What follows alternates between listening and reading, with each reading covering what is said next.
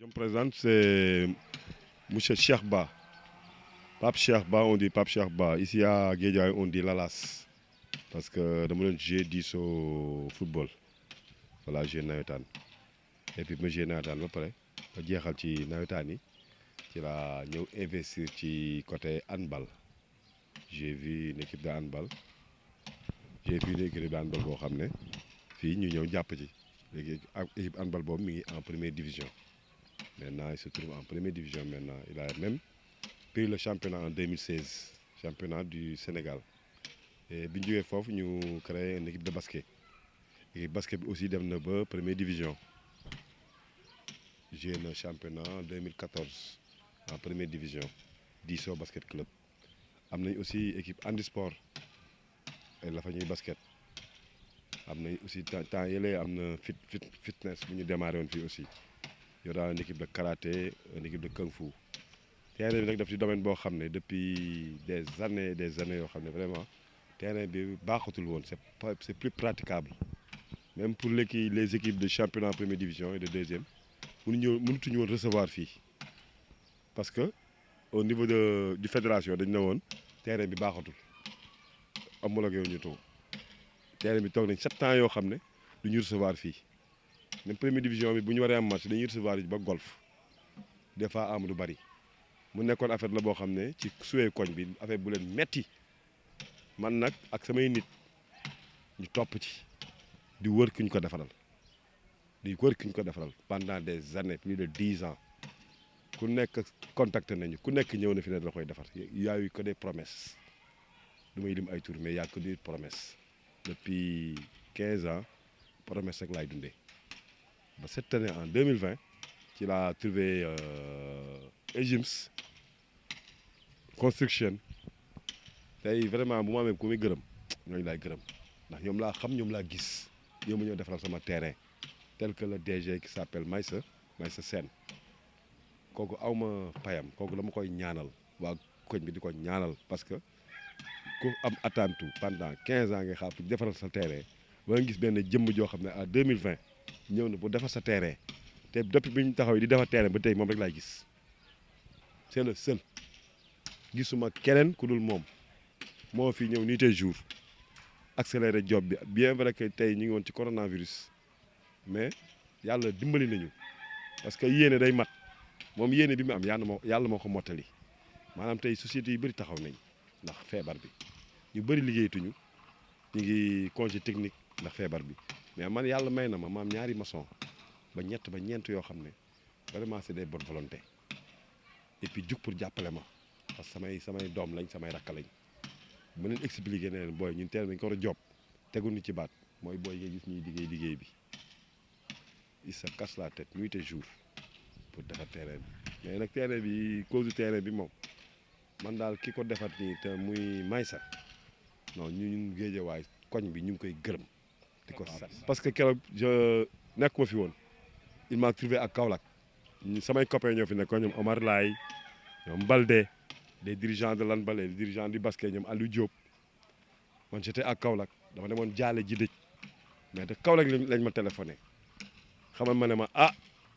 Lalas sa terrain bi kat dinañ ko defar si pour man ba léegi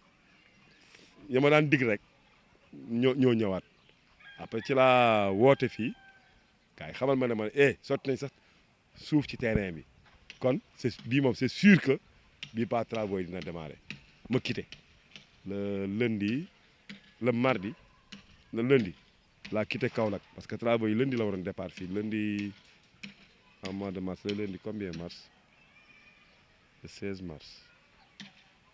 waaw lundi 16 mars 18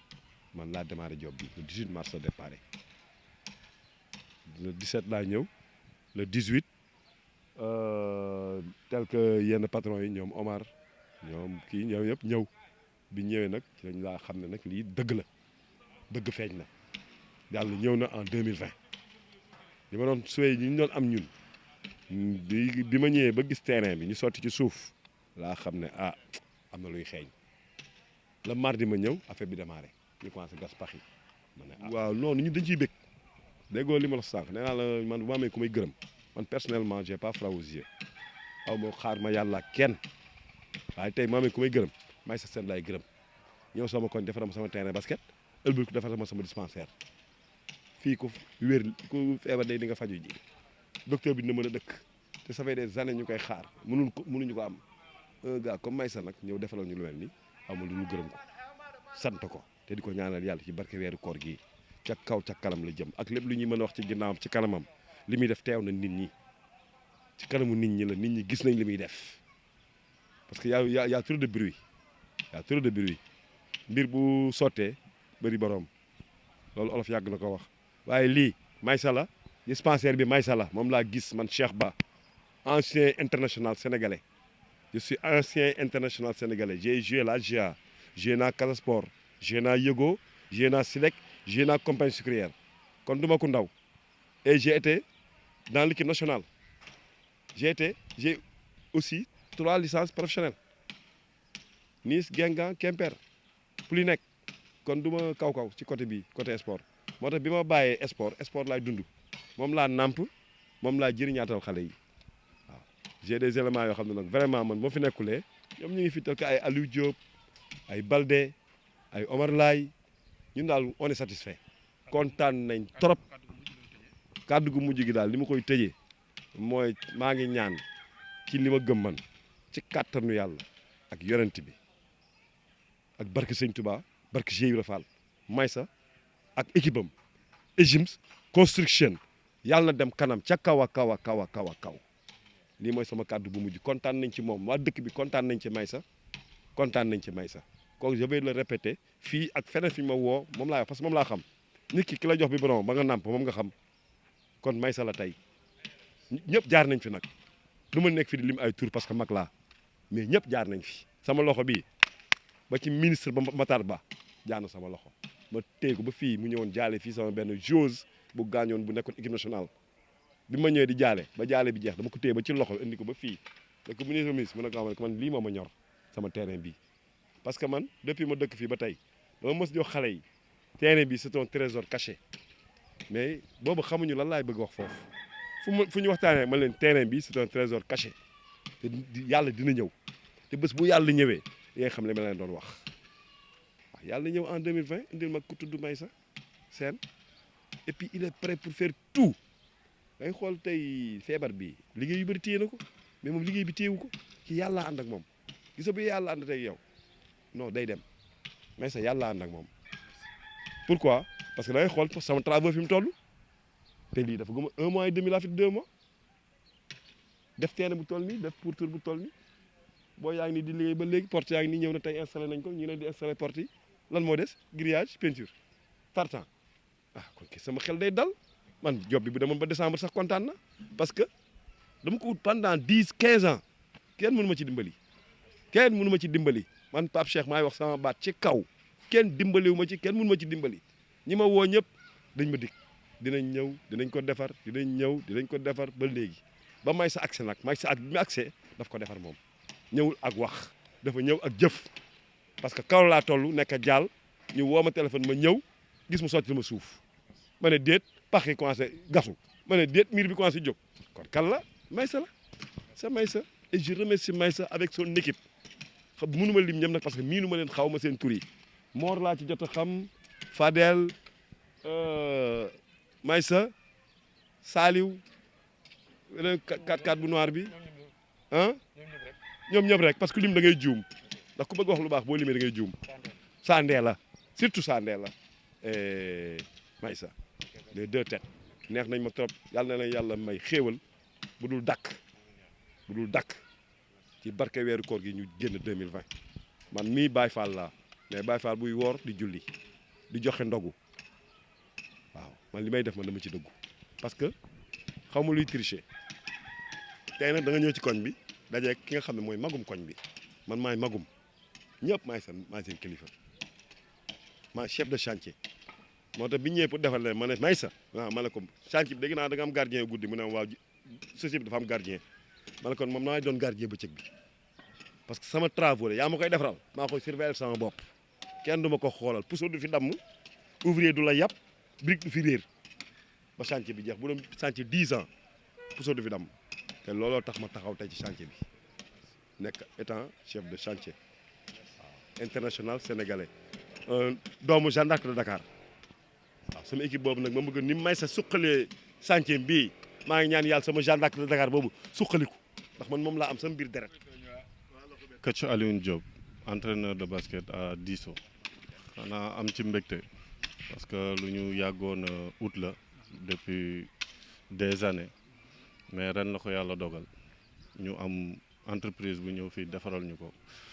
ñu ciy kontaan lool parce que lii suñu alal la suñu yëf la ndax yàgg nañ ko ut yàgg nañ ko bëgg ba tey la ko yàlla sottil donc sentiment bi ñu ci am daal mooy mbégte. waaw kontaan rek liñ ci kontaan moom amaana mënuñu ko wax parce que looy ut ay année di ci topp di bind lettre di demander ay entreprise di ñaan audience pour gis yenn autorités yi ba nga xëy un bon jour la ñu tegal la ko sa kanam ni doo am lu dul am ci kontaante di sant bu baax di gërëm ñi nga xamante ne ñoo ko initié ñoo engagé wu pour defal li vraiment kontaan ak yàkkamte mu gaaw pare waaw xam naa ne feebar bi nekk ci dëkk bi sax moo xaw a sonal nit ñi ba ñu bari gisoo leen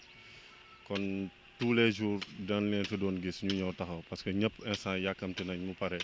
ba ñu mën a reprendre suñu activité ñëpp waaw xam nga koñ bi moom benn bopp la ñëpp a manko paa yi maire yi jeunes yi parce que quartier bi la te famille la ñëpp même sentiment bi la ñu am waaw bu saa yoo waxee ñu ne terrain bi dañ ko war a defar dañ ko war a clôturer dafa war a am buntu dafa war a rafet parce que yeneen terrain yi nga xam te ne moo nekk biir ville ëppuñ ñu ay joueurs ëppuñ ñu équipe ëppalewuñ ñu dara donc ñoom segam ñoo mën a am lu ni mel donc fii buñ ko accueillir lu ñu am lu dul am ci mbégte bu baax a baax koñ bi yëpp sentiment boobu lañ ci am kontaan ci trop. DG Egims di ko sant di ko gërëm di ko wax ne lii mu ñu defal kontaan nañ ci trop di ko wax aussi mu bañ fi yam parce que tey soxla nañ sponsor ndax équipe la bu nekk ci gox bi amul benn sponsor tey moom en tant que directeur d'entreprise mën na ñëw gën a jàpp ci équipe bi sponsoriser ko mu mën a gën a dem ci kaw ci kanam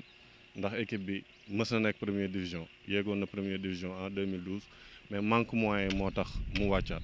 donc bu ñëwee ba suñu kon defal ñu bijou bu mel nii ñëpp kontaan ci donc li muy gën a yokk li ñu koy ñaan ñun mooy mu gën ñu accompagner dugal ci loxoom pour équipe bi dem ci kaw ci kanam incha allah. Alioune Diop entraîneur de basket Disso basket club.